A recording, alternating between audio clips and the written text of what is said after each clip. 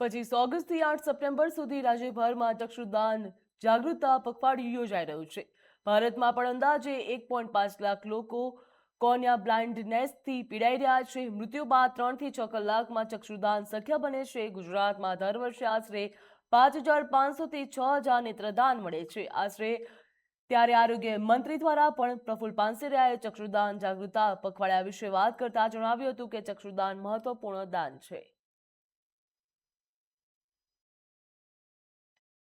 જે આરોગ્ય મંત્રી દ્વારા પણ કહેવામાં આવ્યું છે કે ચક્ષુદાન એ સૌથી મોટું દાન છે। મહત્વનું કહી શકાય, દર વર્ષે 5,500 થી લઈને 6,000 સુધીના ચક્ષુદાન સરકારી હોસ્પિટલમાં ડોનેટ થાય છે, જ્યાં હાલ આ ચક્ષુદાન પખવાડિયું ચાલી રહ્યું છે।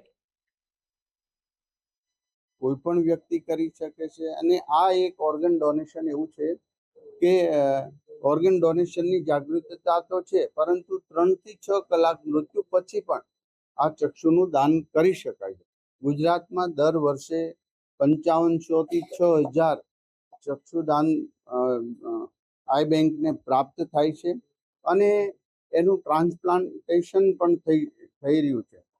તો મોતિયાથી લઈને પડદાથી લઈને બધી જ બાબતોમાં ચક્ષુદાન જાગૃતતા સાથે લોકો આ સૃષ્ટિ દેખી શકે એવા પ્રયાસને અને જે કામગીરી કરી રહ્યા છે એમને હૃદયપૂર્વક અભિનંદન પાઠવું છું, વંદન પણ કરું છું।